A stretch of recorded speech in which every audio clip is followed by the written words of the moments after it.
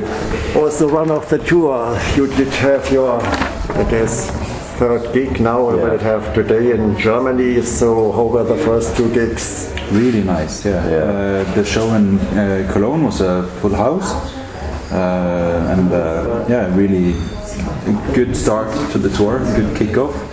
And yesterday we played in Offenbach, and it was a really enthusiastic and determined crowd that really enjoyed the show. Yeah, we were happy. Yeah. And what means that? 200 people, 150, or what's your? It's about 50, 60 maybe. Yeah. Yesterday Cologne was more 150 or something. Oh yeah. But it's okay, and it was my question because it was 4 years break after Futuro. Now it's the next album. So do you have to start from album to album again because of this long break, or can you go back to your fan base? That's the question. That's our question also, yes. but I think, of course, as both shows we did so far in Cologne and Offenbach, there was a lot of old fans, of course. Yeah. So they are still there. But the question is, maybe we have to take a couple of trips to bring them all back, to show them that we're here. Yeah. So what was the reason for this break? 4 years break since Futuro. It's a long time. Yeah, we just needed a break actually. We started families and we had other projects, other bands, and I think everyone wants a good break. Instead of doing it halfway, we just took a clean break instead of doing things half. To build up the energy and do it well when we were back. Well, I guess Pop Obskura, it's a great album, but it sounds a little bit like the one before Futuro, a little bit, but in a more mature production, I guess. It sounds much more professional, I would see it. So what's the reason for that? Did you become better as a musician or as a producer? Not. I wouldn't say better. I think, but there is some sort of divide between the 3 first album and the 2 latest albums because of the people in the band. So I think the first album is just as good as the last album, I think, but the 2 last albums are a bit different with the musicians in the band. It's a different lineup. Yeah, sure. And it was good for you while working because you know each other much better as a musician, or how would you see it? Yeah, absolutely, and also it's the second album with this producer. Yeah. So we did. He knows the band. He knows the band better, and he did the Futuro, and so he was more involved in the whole production and the whole record actually. And it's the title of this album. It reflects the music very well. It sounds a little bit obscure in a positive way. So what is your source for this obscure music, for these obscure sounds and lyrics? What do you think? I think it's just our way of playing the pop music in a way. Sort of our way of trying. It's the most pop we can do. We pull in everything that fascinates us into the music. So it's not just the music that we listen to. It's also movies and TV shows and art and photos and design and everything that Low Frequency likes and everything that Low Frequency is fascinated about, we try to put into the album. So you can find some obscure references in there if you do your research right. Yes, you mentioned it, you are inspired a little by movies, but I guess your music would suit very well to films or movies. So have you ever considered to do that? We've done some film music for films, some Danish movies and TV productions. A lot of TV productions also in Norway. And Norwegian films as well. Yeah, and that's in your albums they are small because it's 51 minutes, but it's full of great quality. It's not so much extended, like 60 minutes or 70 minutes, like many bands do, but in many bands you can forget a lot of stuff. But it's 51 minutes, but no filler, no just killers. Great songs. Is it your recipe for your albums? More quality, not so much quantity. Absolutely, Yes. but also we try to when we think about making the album, we try to think about it as a vinyl from the beginning. So we always think side A and side B and the amount of minutes that we can put in there. So 60 minutes on a vinyl it's not good, so we try to keep it down. What do you prefer more? The first, the early low frequency in stereo, or now the Both. more pop? Because in the beginning it was more post rock, as it was labeled as a post rock band, but nowadays it's more pop. I would say. Yeah, but you can see it as we haven't changed. We just develop. So it's not a change. It's just developing into something that we Something like grows. It's growing. My idea was that you have a little bit brought in the pop elements in low frequency and stereo. That was my consideration.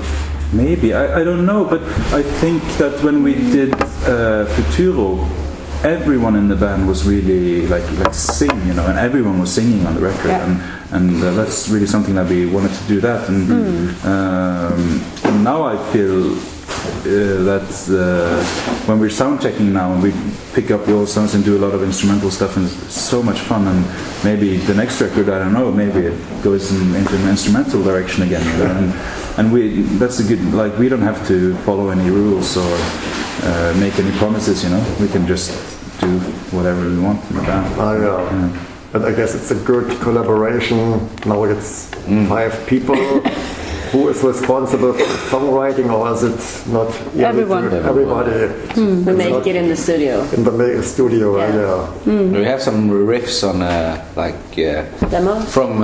from demos, and we pick out the best. We start in the morning, listen to one, or find one that we have worked on, and we use that day to work on that song, and we just see what happens. So we try to find something from the rehearsal space that both the whole band and the producer gets a kick out of, and then we say, okay, let's make this, and then we start working with the song.